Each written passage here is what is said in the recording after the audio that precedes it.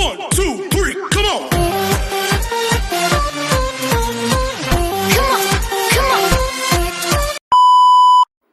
Hello beautiful people! Welcome back to my channel. This is your Mama Sam. Hola mga amigo, amiga, kumare at kumpare. Kamusta kayong lahat? Sana lahat po kayo ay okay at safe ngayong araw na ito. At syempre, kung ako naman ang tatanungin nyo, nakikita naman ninyo ang beauty ng Mama Sam ninyo, fresh overload pa rin, di ba? Ganyan talaga kapag umiinom ka ng maraming vitamin C plus kumakain ka ng maraming banana. Dahil sa banana, mas nakakaloka ang ganda ng Mama Sam ninyo. Charot! So, kamusta naman kayong lahat? Sana lahat kayo ay okay na okay ngayong araw ng syempre, Thursday. So, happy Thursday sa atin lahat ng bonggang-bongga. At hindi lang yan, syempre, gusto ko rin magpasalamat sa walang sawang tumatangkilik dito sa Mama Sam Vlog, araw-araw, lagi-lagi. Maraming salamat po sa pagmamahal at support na binibigay ninyo.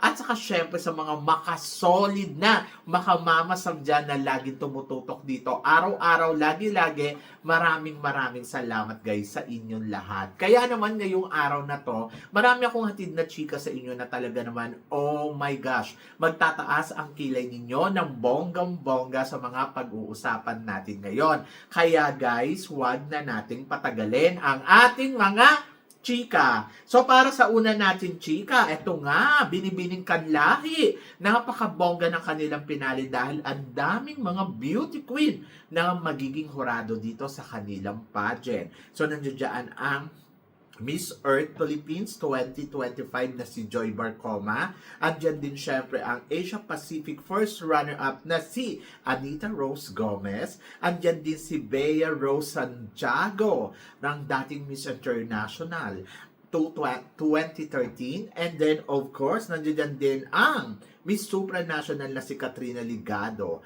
Anong chika mo dito, Mama Sam? Well, ang chika ko dyan, ang bongga ng pageant nila.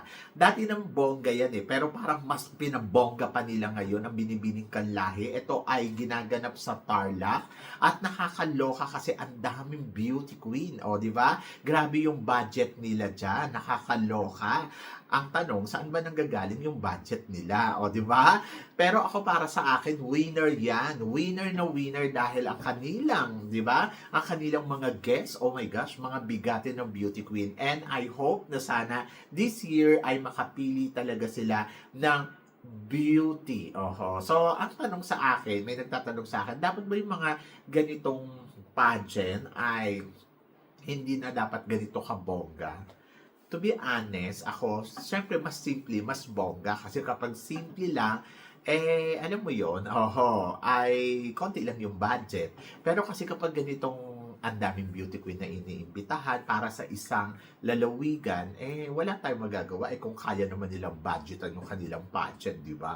Nangingailam tayo sa kanila. Ang importante dyan ay napapanindigan nila at mas napapabongga nila ang kanilang pageant. So, ako happy naman ako para sa kanila and then enjoy lang. Sabi ko nga, kung kaya naman nila panindigan yan, di go lang. Bakit ba tayo makikialam sa buhay nila? Kaya, ang binibining kanlahi ay isa to sa mga tinitignan ko na mas lumaki, mas marami pang sumali na mga contestant dito sa kanilang pageant and then taon-taon kasi ay talagang nasusurprise ako sa bonggang pageant nila and I hope na mas mabonggahan pa nila sa mga susunod na taon, di ba? Minsan na ako naging hurado dyan sa binibining kanlahi pero looking forward ako na ma-experience ko yung live talaga, in the future siguro. Anyway, congratulations sa binibining kanlahi ngayon pala. At para naman sa sumunod natin chika, eto din, pinag-uusapan din ngayon at inaabangan, ang swimsuit show dito sa Aqua Boracay ng Miss Universe Philippines na magaganap nga this coming March 21 na.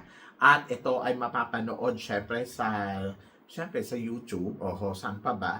And then, ayan, so abangan natin ang mga eksena, kabugan at ganap dyan sa Aqua Boracay swimsuit show ng Miss Universe Philippines.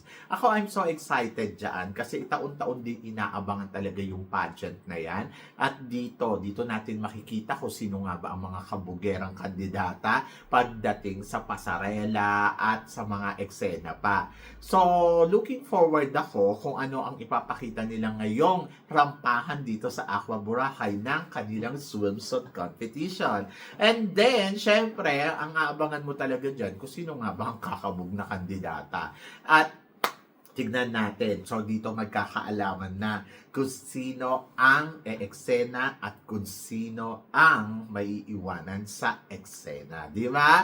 Ngayon talaga nararamdaman mo na yung mga candidates, kanya-kanya na silang paandar, kanya-kanya na silang eksena, at talagang nabobonggahan ako sa kanila ngayon kasi talaga yung mga hindi mo inaasahan ay nag-shine. Kaya ayun, looking forward ako kung ano ang magiging ganap, di ba? So yun, so basta wish all the best para sa mga candidates na lumalaban dito sa Miss Universe Philippines ngayong taon na to. At para naman sa sumunod na chika, ano daw ang masasabi ko sa pambato ng Laguna na si Isabel Cecilia Prats?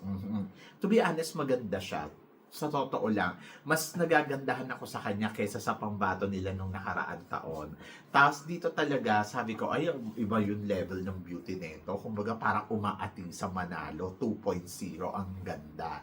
And then, ayun, so syempre looking forward ako sa paandar at ganap niya. Ang Laguna din, panalo din to pag nagpapapageant kasi talagang bumobongga. And then, ayun, so inaabangan ko kung ano nga ba ang magiging kabugan dito ng mga kandidata at kung yung ganda ba ng Laguna ay mananaig sa kanilang lahat. Di ba? Kasi parang tatahito-himik, mali mo naman, biglang winner pala yan, o, di ba? Kasi may ganda naman si ate, magaling din ang execution, and then plus nandoon na matalino din. Kaya hindi mo rin pwede isnabin na, ay nako, wala lang yan, baka mamaya bigla yan magpaandar dyan ng todo-todo, magulat tayo lahat. But for now, syempre, inaabangan pa rin natin kung ano magiging ganap talaga at pasabog ng Laguna ngayon taon na to. Nung nakaraan taon, nabitin ako doon sa sa pambato nila kasi parang yung simula, parang kabog. Pero nung ending na, nawalan na ng pasabog. And I hope ngayon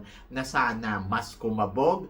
Okay lang yan na medyo tahimik lang ang laban. Basta pagdating sa dulo ay may ibubuga pala ng todo-todo. So, ayan yung abangan natin sa pambato ngayon na Laguna na si Isabel Cecilia Prats. And another Laguna representative from Luciana.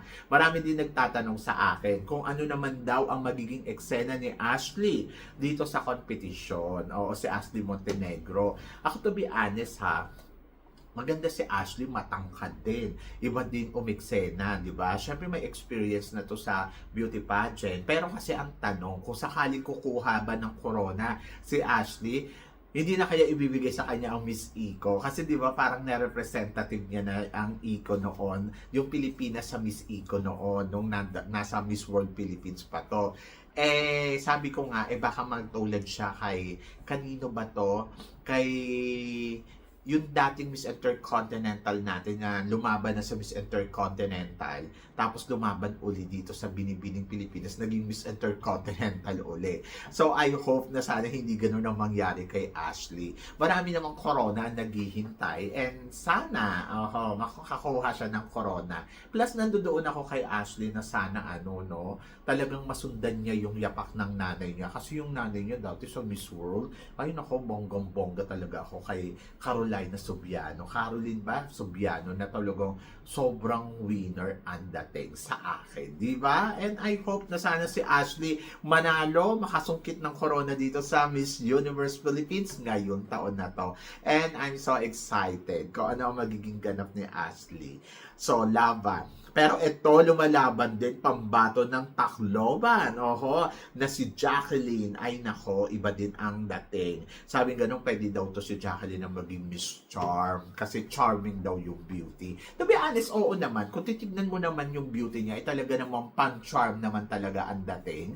And then, nandoon ako sa part na parang, sige, abangan na lang natin kung ano magiging eksena talaga nila. Kasi sa ngayon, wala pa tayong pwedeng masabi talaga sa kanila ng todo-todo. Maliban doon sa nakikita natin na yes, maganda sila. Kaya nga di ba sinasabi ko, maaaring newbies ang manalo ngayong taon na to dito sa Miss Universe Philippines. Kasi ang gaganda nila lahat, di ba? Kung titignan mo yung beauty nila, talagang pack na pack, swak na swak para sa corona ng Miss Universe Philippines. And lahat silang magagaling at ang nakakaloka, ang dami nila. Oho, hindi lang to isa, dalawa, tatlo. Kahit yung mga newbies din talagang nagpapaandar na rin at gumagawa na rin ng ingay.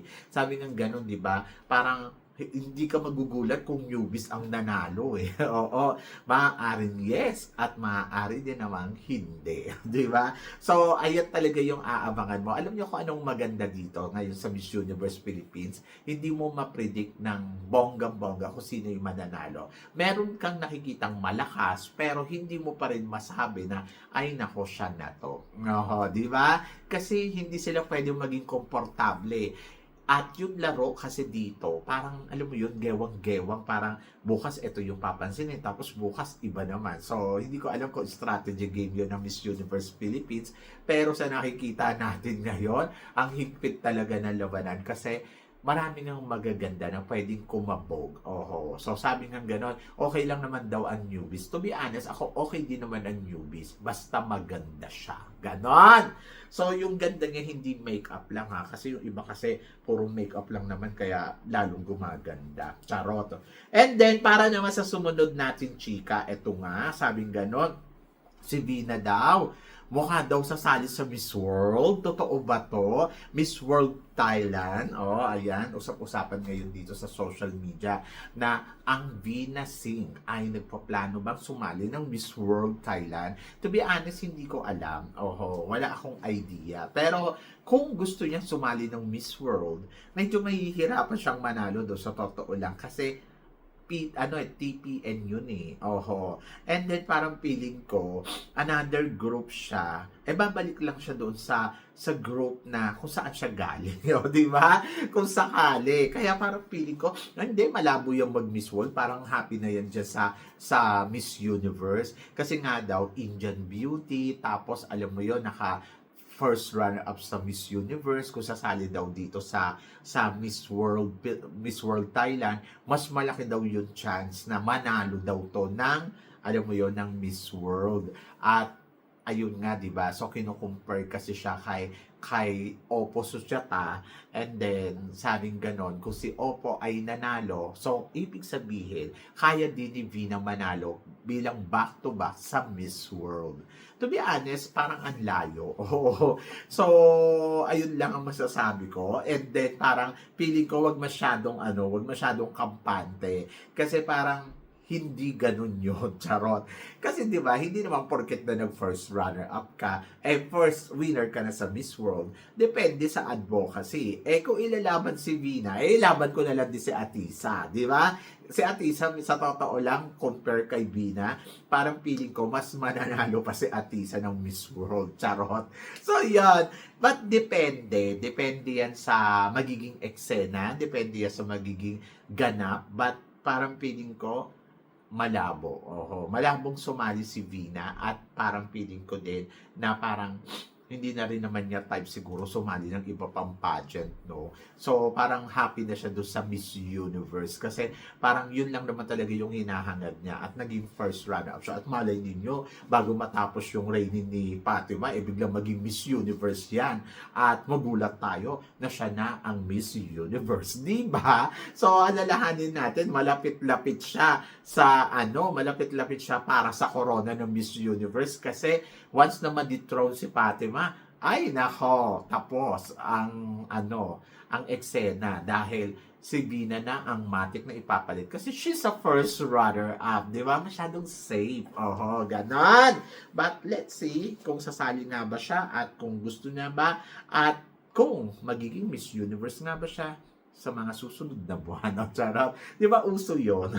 Ganon. At para naman sa sumunod na chika, Kurt Aguilar hindi nakita sa Mr. Worldwide Philippines. Ayun nga, pagkatapos mag-first runner-up dito sa sa Mr. Friendship, umaasa ang lahat na sumali itong si Kurt Aguilar sa sa Pilipinas, Mr. Pilipinas Worldwide. Pero, ang sabing ganun ay nalulungkot sila kasi hindi nila nakita ang mukha ni Kurt Aguilar. To be honest, hindi naman kasi pwede pa. Oho. Kasi, first runner-up siya sa Mr. Friendship sa Mr. Friendship International, and then kailangan niyang tapusin yung reigning niya doon as a first runner-up kasi nga 'di ba yung mga first runner-up dito ang daming eksena at ganap, katulad na lang nung nakaraang taon nag first runner-up tayo diyan, tapos ayun umeksena siya na co-host diyan sa Mr. Friendship etong na to. Ngayon dito rin naman sa Bangkok, Thailand gagawin uli ang Mr. Friendship,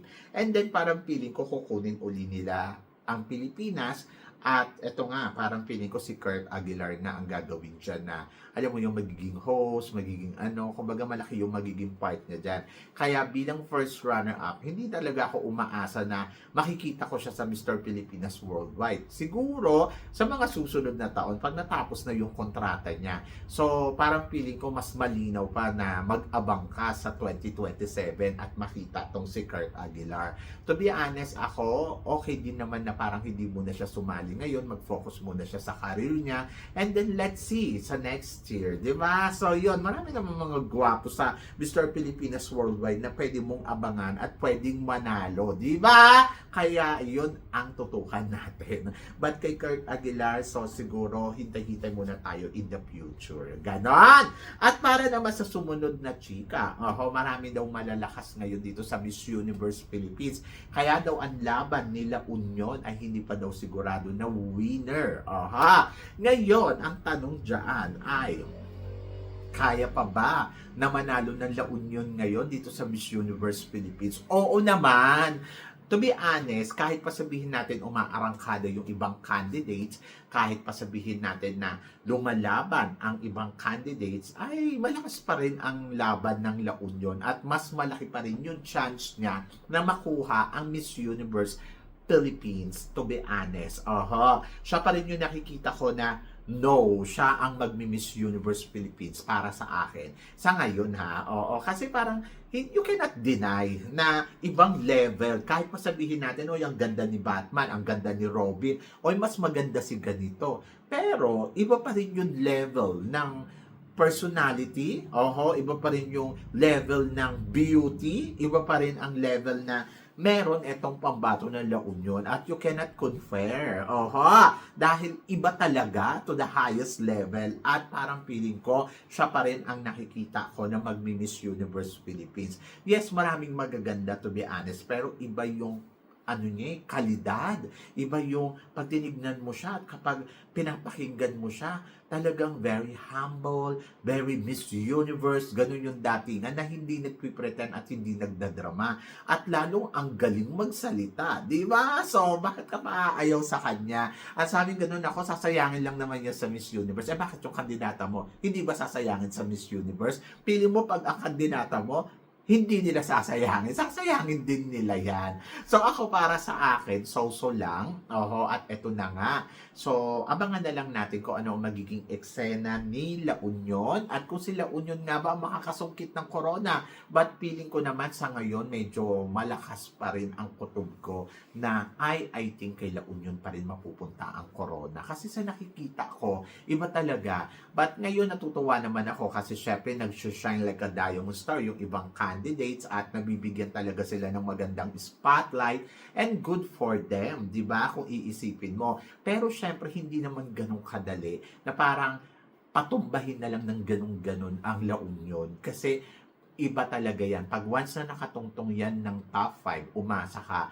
ang comm skills niyan, kakabog yan ng bonggang-bongga. At ayun, doon sila magkakatalo-talo. Kasi kapag once nakahawak ng microphone yan, wala na, tapos na yung laban. Kaya, imposible naman na, hindi na pahawakin ng microphone yan. But, ando doon pa rin tayo na malay mo makalusot pa rin sa kanya yung ibang candidates, hindi natin alam, di ba? But wish all the best syempre sa pambato ng La Union at sa lahat ng lumalaban dito sa Miss Universe Philippines for 2026.